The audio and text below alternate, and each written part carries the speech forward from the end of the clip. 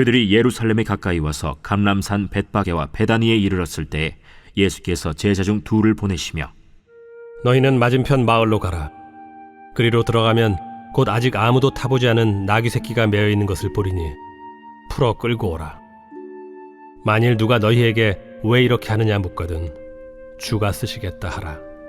그리하면 즉시 이리로 보내리라. 제자들이 가서 본즉 나귀 새끼가 문 앞거리에 매어 있는지라 그것을 푸니 거기 서 있는 사람 중 어떤 이들이 이르되 나귀 새끼를 풀어 무엇하겠느냐? 제자들이 예수께서 이르신 대로 말한대 이에 허락하는지라. 나귀 새끼를 예수께로 끌고 와서 자기들의 겉옷을 그 위에 얹어 놓음에 예수께서 타시니 할렐루야. 오늘도 주님의 부르심에 응답함으로 겸손함으로 나아가는 나귀 새끼와 같은 우리 모두가 되기를 축복합니다. 오늘 말씀의 본문은 예수님께서 이제 예루살렘 입성을 앞두고 예루살렘 입성의 준비를 하고 계시는 장면입니다. 예루살렘 입성 준비를 하는 장면을 오늘 묘사하고 있습니다. 주님 오늘 제자들을 보내며 나귀 새끼 한 마리가 매어 있는 것이 있으니 그것을 끌고 오라 라고 나귀 새끼를 준비하는 어떤 그 과정을 일부러 이제 가지시는 것입니다. 오늘 말씀을 통해서 오늘 우리는 어떤 것들을 깨닫고 우리 삶에 적용해 나갈 것인가. 첫 번째, 오늘 말씀을 통해서 함께 볼 첫 번째는 우리 주님은 겸손의 왕으로 오셨다라는 것입니다. 겸손의 왕으로 오신 우리 주님이다. 우리 주님은 예언을 따라 오늘 하루 한 걸음 한 걸음을 걸어 가십니다.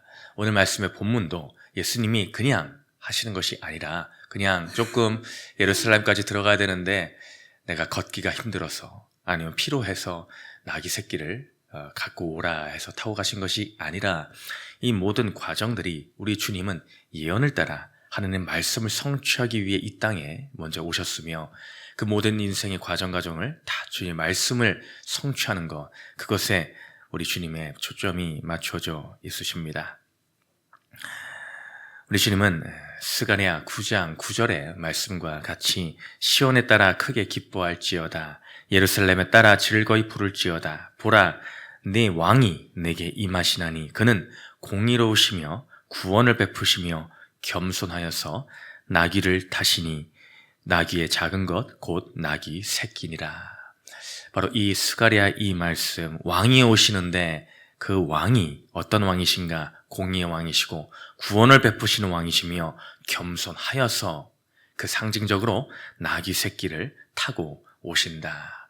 그 말씀을 오늘 성취하시는 분, 바로 그분이 이 장면을 통해 그분이 메시아임을 오늘 만민 가운데 드러내고 계십니다. 더불어 오늘 지명들이 몇 군데 등장을 합니다. 감람산, 벳바게, 베다니 이런 지명들이 등장을 하죠. 이것도 괜히 있는 것들이 아니라 다 상징성이 있는 것입니다. 감람산도 스가랴 14장 14절 구약의 동일한 스가랴의 말씀의 예언에서 여호와께서 강림하실 장소로 언급되어진 곳, 바로 예수님이 종말론적 왕으로 오셨음을 암시하는 장소로서 이 감람산이라는 것이 말씀 가운데 등장을 합니다. 또 예수님의 겸손의 왕으로 오심을 증거하기 위해 이 벳바게와 베단이라는 지명이 쓰여졌습니다. 벳바게는 무화과의 집이라는 의미를 가지고 있습니다. 더군다나 이 무화과는 어떤 무화과냐? 설익은 무화과다.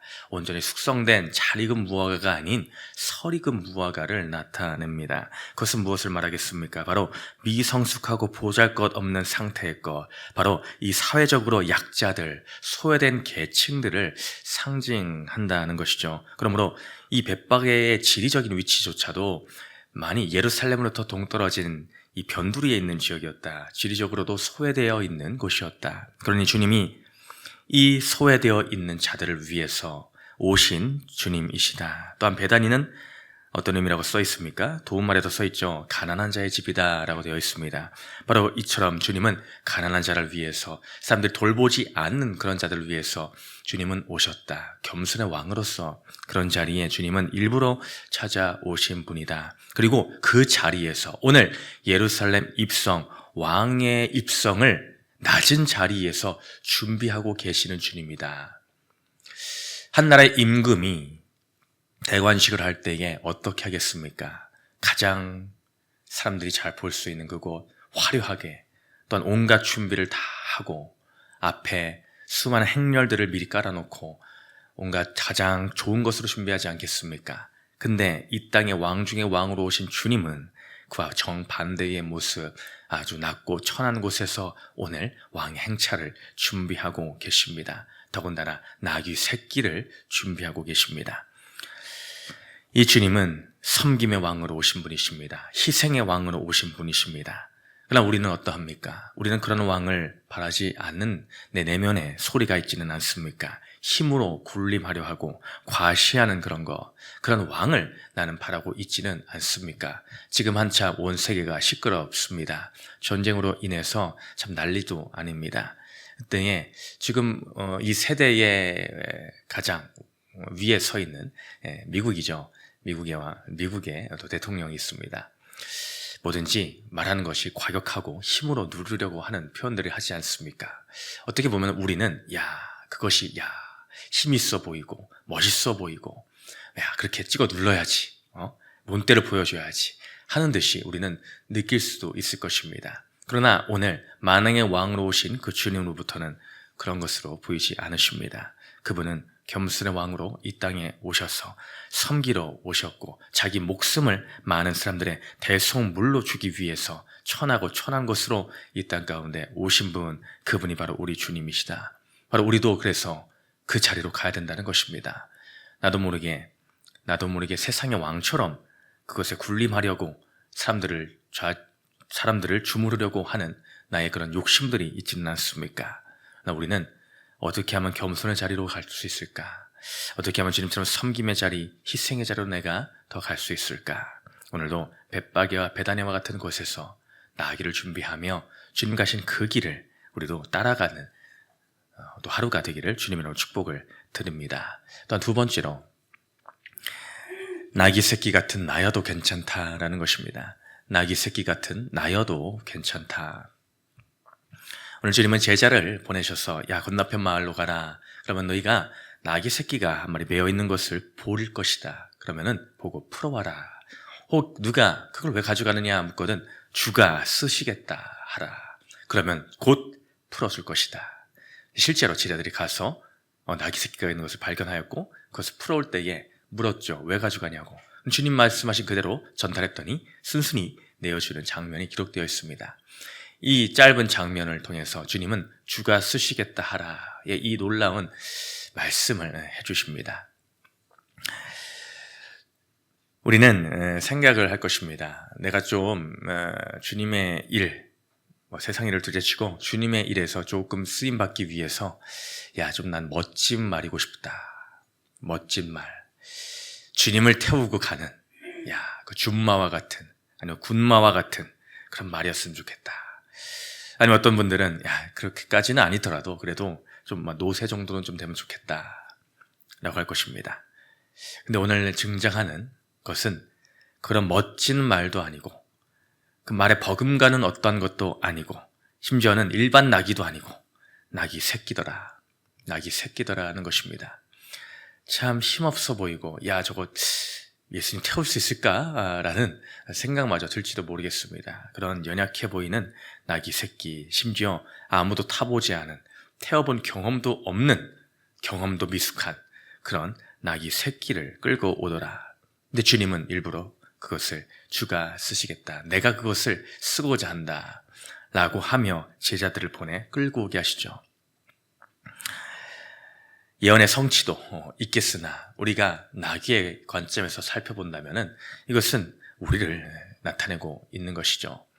나의 모습, 누군가 비교해서 나는 저 사람과 같이 조금 뛰어나지 못해서 주님이 나를 쓰시는데 문제가 있는 것은 아닌가?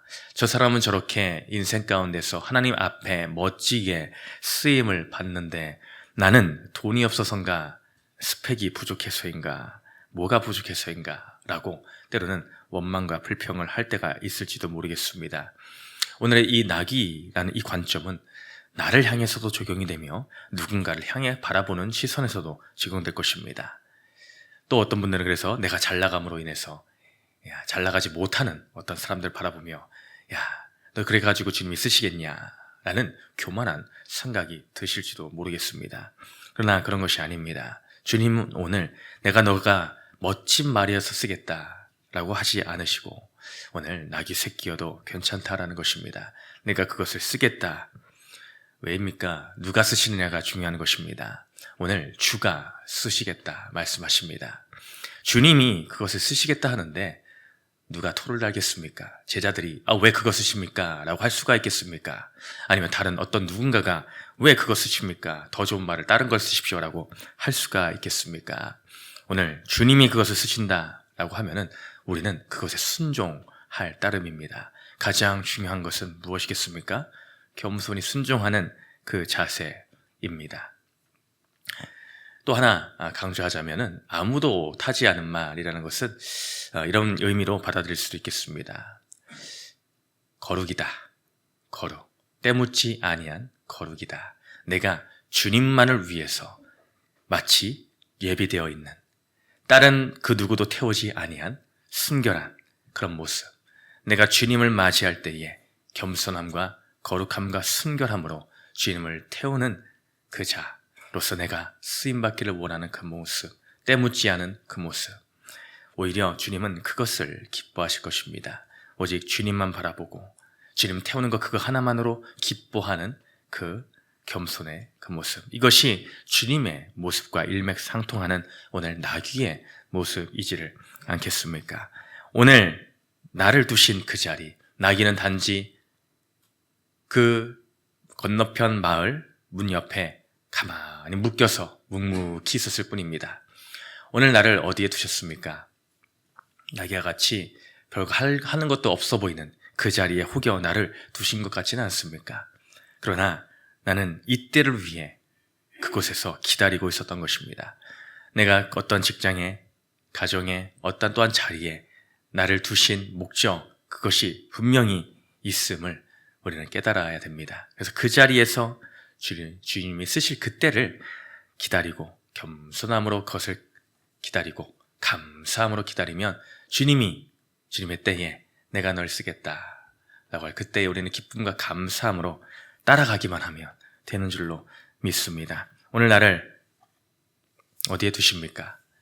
그 자리에서 주가 나를 두신 이유를 또 묵상하시면서 오늘도 내가 주님을 부르실 그때 겸손함으로 나아가는 한 마리의 나귀가 되기를 소망하며 오늘도 우리 주님의 고난을 묵상하고 주님의 사순절을 묵상하며 함께 나아가는 저와 성령들 되시기를 주님으로 축복드립니다.